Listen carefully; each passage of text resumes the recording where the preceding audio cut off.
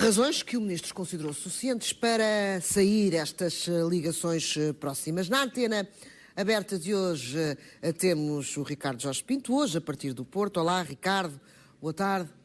Olá, boa tarde. O Ministro ainda assim precisou de 3 dias para perceber que tinha a autoridade limitada. É verdade, 3 dias que me parecem podem ter sido úteis para ele, úteis também para o Governo. Úteis para ele na medida em que permitiu que, ao não sair imediatamente quando se soube deste caso, tivesse crescido alguma suspeição relativamente àquilo que seria o seu envolvimento direto com este caso.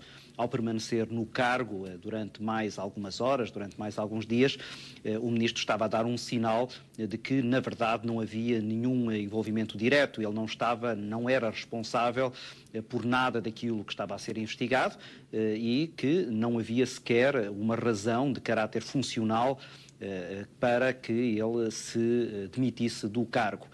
Útil para Pedro Passos Coelho, na medida em que lhe permitiu, por um lado, começar a pensar numa substituição. É preciso aqui recordar que em final de legislatura não é confortável para nenhum Primeiro-Ministro ter que fazer uma substituição de um Ministro. Não há muita gente disponível para ocupar um cargo quando tem apenas alguns meses pela frente para cumprir a legislatura, ainda para mais num governo que está fustigado por uma série de medidas de austeridade, tem níveis de popularidade muito baixos e, portanto, não significa nenhum grau ou não é nenhum lugar muito apetecível em termos de currículo para alguém que aspire a fazer uma carreira política e, portanto, aí, com estes dias, Miguel Macedo permite a Pedro Passos Coelho preparar a substituição e, ao mesmo tempo, também dar esse sinal de que, na verdade, esta demissão não é uma consequência de alguma suspeita relativamente à investigação, é apenas, como de resto o Ministro quis enfatizar, uma falta de condições políticas que, na verdade, não existiam. Isto é, fosse mais demorada esta demissão e seria difícil também de compreender, na medida em que Miguel Macedo tinha uma série de relações pessoais muito próximas com alguns dos envolvidos neste caso, que estão agora a ser averiguados, e depois também até porque tutela.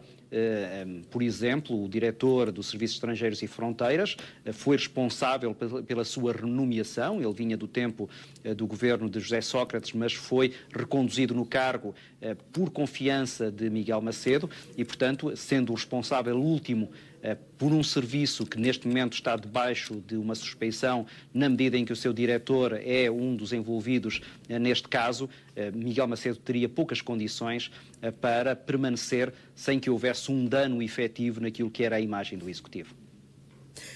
E agora, o que é que acabaste de referir, por exemplo, uma das grandes razões para ser difícil a substituição, o curto espaço de tempo que este governo tem 1 ano e pouco, 1 ano e meio. Menos de um ano. Menos de um ano, já nem sei fazer contas. Nunca soube muito bem. Mas tem menos de um ano este. E agora, mais fácil será procurar alguém do aparelho. Sim, agora aqui há 3 cenários possíveis. Um cenário é um cenário que me parece pouco provável, mas é possível, que é o cenário de uma remodelação profunda. Se olharmos para aquilo que são informações recentes vindas de dentro da coligação, percebemos que o CDS, desde o verão, que tem vindo a pedir a Pedro Passos Coelho que faça essa remodelação. Os argumentos de Paulo Portas são essencialmente 2. Em primeiro lugar, é preciso refrescar nomes que estão claramente danificados na sua imagem por uma série de situações pouco abonatórias. Estava-me a recordar de Nuno Crato na educação por causa da colocação dos professores. Estava-me a lembrar da Ministra da Justiça também debaixo dos holofotes por causa dos problemas no programa informático Sítios. E, portanto, Paulo Portas aconselha a que haja um refrescamento de rostos para dar um novo alento ao Executivo neste ano eleitoral. Segundo lugar, porque este seria o timing mais correto, tendo em conta esse tal embalo para um ano de eleições legislativas. Seria uma remodelação feita antes da discussão do Orçamento de Estado, agora isso já não é possível, mas esses eram os argumentos de Paulo Portas para que houvesse a remodelação. O CDS tem vindo a pedir isso. Há setores do PSD que acham que Pedro Passos Coelho para se preparar melhor para essas eleições legislativas, devia fazer essa reformulação. Ora, Pedro Passos Coelho não é muito afeito a remodelações, já deu provas disso no passado, sempre que tem um problema, e este já é o quarto ministro que sai, ele faz intervenções cirúrgicas e substitui apenas o próprio. Substituindo apenas o próprio, ele tem duas possibilidades. Uma é ir ao seu próprio executivo e encontrar alguém que tenha peso político para ocupar o lugar de Miguel Macedo. Preciso recordar que Miguel Macedo, para além de tutelar esta área, que é particularmente sensível, era também uma peça importante na coordenação política. Foi ele que, em vários momentos de crise, fez a ponte entre Paulo Portas e Pedro Passos Coelho, tem uma boa relação pessoal com ambos, tem uma ação diplomática muito eficaz e, com falhas noutras áreas cruciais da coordenação política, Poiares Maduro, por exemplo, não tem essa relação tão pacífica com alguns elementos do governo como Miguel Macedo tinha, e ele aí desempenhava um papel que vai ser agora muito difícil de substituir. Mas aí, nesse cenário, Pedro Passos Coelho teria que ir buscar alguém, por exemplo, o Ministro dos Assuntos Parlamentares, Marques Guedes, que teria esse peso político, teria essa capacidade de coordenação dentro do Executivo e também a autoridade que é necessária para responder às solicitações de uma pasta como esta. Segunda alternativa, ir fora.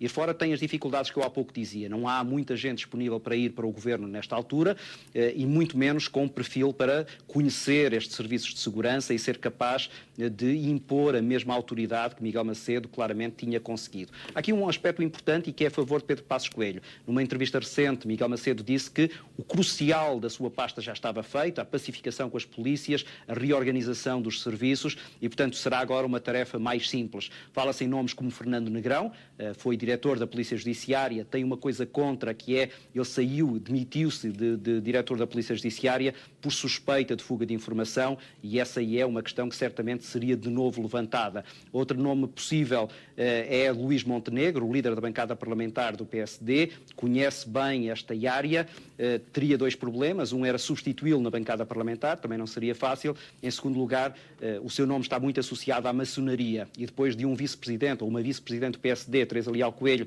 ter dito que na área das seguranças o melhor era não ter ninguém com essa associação à maçonaria, seria agora difícil explicar como é que Pedro Passos Coelho ia em contramão relativamente a essa solicitação de uma sua vice-presidente.